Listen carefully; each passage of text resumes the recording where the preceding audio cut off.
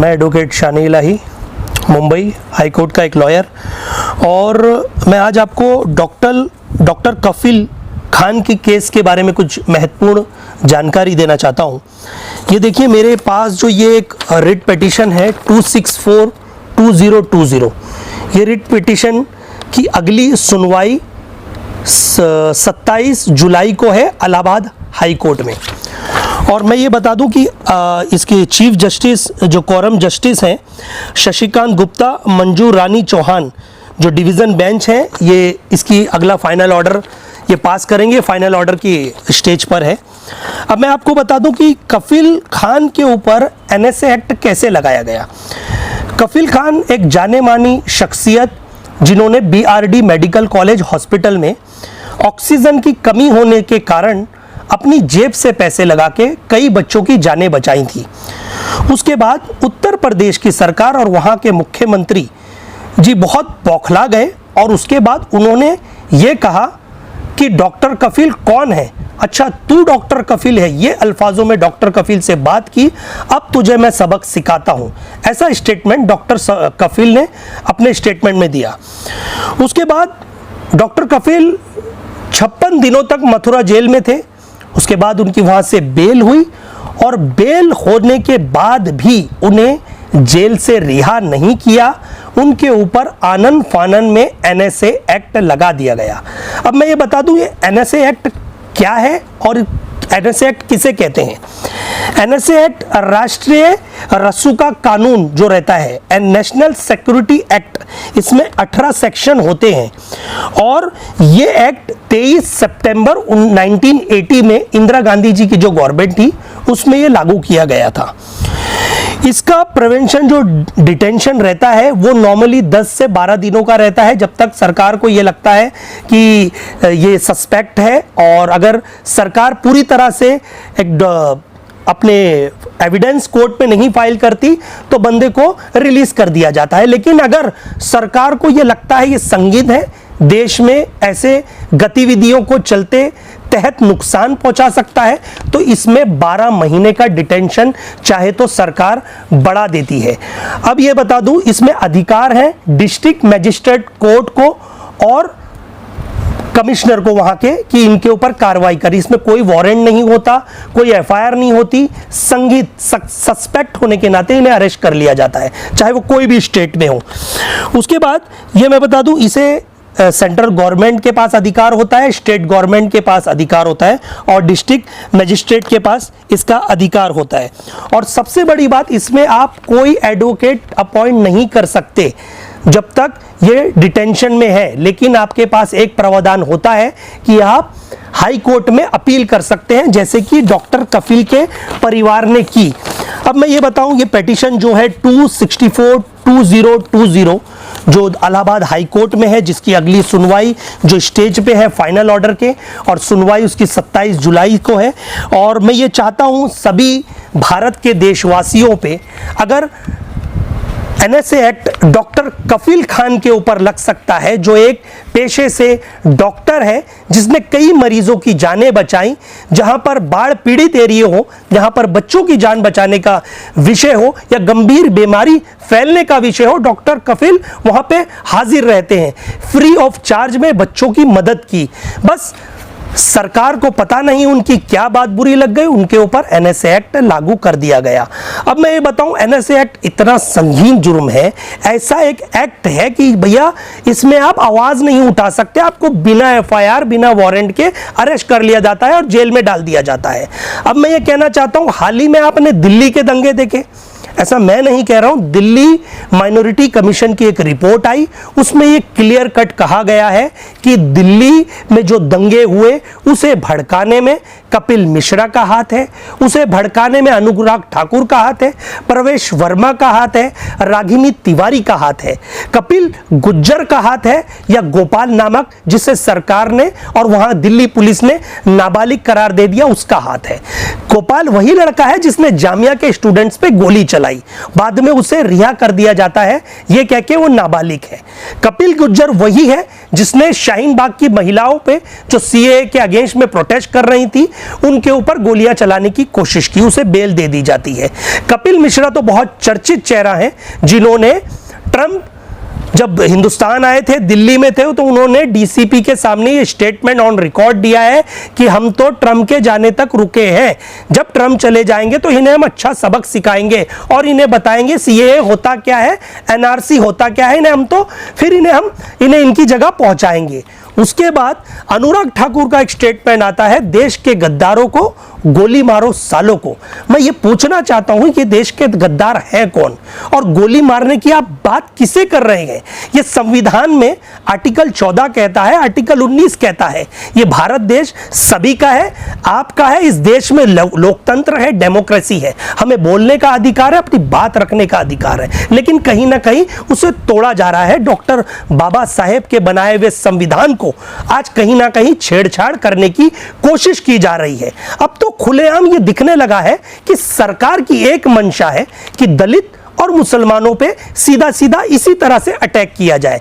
हाल ही में आपने देखा जिन्होंने सीएए का प्रोटेस्ट किया, सीएए के अगेंस्ट में प्रोटेस्ट किया, जामिया के स्टूडेंट्स हो या अलीगढ़ मुस्लिम यूनिवर्सिटी के स्टूडेंट्स हो, उनके ऊपर अनलॉफुल एक्टिविटी प्रिवेंशन एक्ट लगा के जेलों में डाल दीजिए गया। जबकि आपने खुलेआम देखा कि वहां पर एवीपी के कार्यकर्ता जवाहरलाल यूनिवर्सिटी में घुसते हैं, स्टूडेंट्स को मारते हैं, वहां की अध्यक्षा को मारते हैं, फिर भी सरकार उनके ही खिलाफ केस दर्ज कर देती है। अब सबसे महत्वपूर्ण बात बताना चाहता हूं, सस्पेंडेड डीएसपी जम्मू कश्मीर दविंदर सिंह, जिसे दिल्ली पुलिस ने बेल दे दी गई क्योंकि दिल्ली पुलिस फेल हो गई चार्जशीट फाइल करने में। 3 महीने का वक्त रहता है चार्जशीट फाइल करने में, लेकिन दिल्ली पुलिस हो सकता है यूएपीए और सीए एनआरसी में बहुत बिजी थी जो वो चार्जशीट फाइल नहीं कर सकी। लेकिन उसके बाद देविंदर सिंह वो आरोपी थे जिन्हें संदिग्ध आरोप में पकड़ा गया था, जिन्होंने आतंकवादियों को खुलेआम मदद की, हथियार मुहैया कराए। रिकॉर्ड है, आप पढ़ सकते हो, टाइम्स की रिपोर्ट है, उसमें बताया गया है। तो मैं सरकार से यह पूछना चाहता हूं, एक डॉक्टर कफिल, एक पेशे से डॉक्टर जो गरीबों की मदद कर रहा है, बच्चों की जानें बचा रहा है, हाँ बस उसका कसूर यही है कि उसके नाम के आगे मुसलमान शब्द जुड़ा हुआ है। अगर डॉक्टर कफिल के पास आगे डॉक्टर कपिल होता तो शायद वो जेल से रिहा हो जाते। मैं उन लोगों से ये हाथ जोड़ के नम्र विनंती करता हूं, रिक्वेस्ट करता हूं कि डॉक्टर कफिल की फैमिली बहुत परेशान है और उनकी मिसेज ने खुद एक स्टेटमेंट दिया है कि आप लोग इस आवाज को दबने ना दें। पूरा हिंदुस्तान, पूरा भारत उनके साथ है। साथ ही साथ मैं अपोजिशन पार्टी के लीडरों से भी रिक्वेस्ट करना चाहता हूं, चाहे वो कोई पार्टी से हो, आइए डॉक्टर कफिल खान की मदद कीजिए। लेकिन डॉक्टर कफिल खान के आड़ में कुछ लोग, किन्होंने मथुरा जेल का पुराना वीडियो रिलीज कर दिया, किसी ने कहा उनकी बेल हो गई, कि तरह तरह की बातें हो रही हैं। ऐसा कुछ नहीं हुआ है। 27 जुलाई यानी मंडे को उनकी अगली हियरिंग है और फाइनल स्टेज पे ये ऑर्डर पास करने की हियरिंग है। अब देखिए कि 2-3 हियरिंगों से तो डेट टाली जा रही है। कभी आपको पता है देश में कोरोना वायरस की महामारी चल रही है, पूरा हिंदुस्तान नहीं पूरी दुनिया जूझ रही है। लेकिन हाल ही में लास्ट डेट में ये कहा गया कि पेंडेमिक की वजह से इलाहाबाद में कुछ कोर्ट में ऐसे पाए गए हैं जिन्हें कोरोना वायरस पॉजिटिव मिला है, इसलिए वहाँ पर केमिकल ये करना है, तरह तरह की बातें की गई। लेकिन मैं ये कहना चाहता हूँ कि क्या ये इतनी सी चीज़ों से एक बेकसूर आदमी को जेल के पीछे रखना आखिर कहां तक सही है? मैं खुद एक एडवोकेट हूं, मैं खुद एक सोशलिस्ट हूं, लेकिन मैं आज ये आवाज इसलिए उठा रहा हूं, आज डॉक्टर कफिल है, याद रख लिए, आज डॉक्टर कफिल है तो हो सकता है अगली बार ये आपकी बारी हो या मेरी या किसी और की, देशवासियों की। क्योंकि याद रखिए, जो देश की सरकार जब गूंगी बैरी हो चुकी होती है तो फिर वहां पर वो ऐसे हुक्मरान कदम उठाती है। आपको पता होगा जब हिटलर देश की जब आजादी से, हमारे महात्मा गांधी लड़ रहे थे, आजादी के लिए लड़ रहे थे, भगत सिंह लड़ रहे थे, अशफाकुल्ला खां लड़ रहे थे, पूरे देश की रानी लक्ष्मीबाई लड़ रही थी, अपनी प्राणों की आहुति दी। उस वक्त भी मैं ये कहना चाहता हूं, जब वो नहीं डरे थे हिटलर की मनमानी से, वो लड़े, अपने प्राणों की आहुति और देश में तिरंगा फहराया, इस देश को आज़ादी दिलाई। तो आज डॉक्टर कफील के लिए हम पूरे भारत देशवासी एक होके, चाहे वो कोई धर्म से ताल्लुकात रखते हो, वो हिंदू हो, मुसलमान हो, सिख हो, ईसाई हो, लेकिन डॉक्टर कफील एक बेकसूर इंसान है। उनके परिवार की मदद कीजिए, चाहे वो अधिवक्ता हो कोर्ट के, चाहे वो कोई अदर एक्टिविस्ट हो, सोशलिस्ट हो, सोशल वर्कर हो, या जर्नलिज्म हो। मैं जर्नलिज्म करने वालों से भी हाथ जोड़ के रिक्वेस्ट है कि सही सही खबरें चलाएं। अगर एक बेकसूर को आप सलाखों के पीछे डालते हो तो याद रखिए ये देश वो परिस्थिति में चला जाता है जो हिटलर अपनी हुक्मरानी करता था। लेकिन आज मैं ये कहना चाहता हूं, डॉक्टर कफील को रिहा कराने के लिए सोशल मीडिया का प्रावधान है। कोई कानून को हाथ में ना लेते हुए प्रॉपर तरीके से डॉक्टर कफील के समर्थन में आए सभी देशवासियों। और सबसे बड़ी बात तो यह है, डॉक्टर एसोसिएशन, जो मेडिकल एसोसिएशन पूरे देश में इतने बड़े लेवल पे है, वो आज चुप बैठा है। हो सकता है, मैं समझ सकता हूं कि डर और भय ने आपको खामोश कर दिया है, और कुछ पत्रकार जो ये न्यूज़ दिखाना नहीं चाहते, तो मैं उनसे कहना चाहता हूं, अगर ऑन रिकॉर्ड रागिनी तिवारी के एविडेंस आप देख लीजिए, उनके वीडियो देख लीजिए, तो आपको लगेगा ये एनएसए एक्ट के भी संगीन आरोप है। लेकिन वो आज खुलेआम है, खुलेआम धमकियां दे रहे हैं लोगों को। कभी आए दिन सिर्फ टारगेट बनाया जा रहा है, चाहे वो हिंदू हो या मुसलमान हो। अब 5 तारीख को तो आपको पता है राम मंदिर का शिलान्यास होने जा रहा है।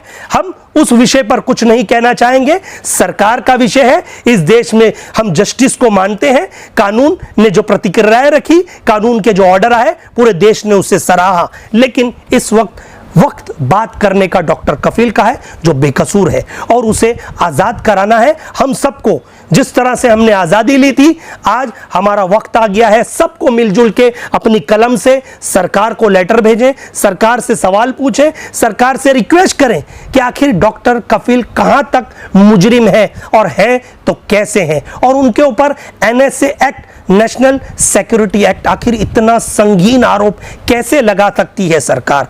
क्या एविडेंस है उनके खिलाफ?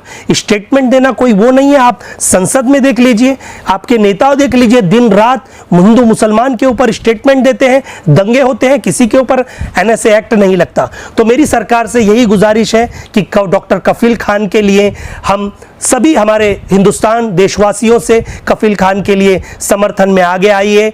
ये देश जितना उनका है उतना हमारा है, क्योंकि इस भारत देश की आज़ादी में हमारे पुरखों ने भी कुर्बानी दी थी। और ये अगर हंसते हंसते ये आज़ादी का सवाल है, तो वो भगत सिंह की 4 लाइनें याद आ जाती हैं कि सर कटा सकते हैं लेकिन सर झुका सकते नहीं, अपनी आज़ादी को हरगिज़ हम मिटा सकते नहीं। जय हिंद, जय भारत।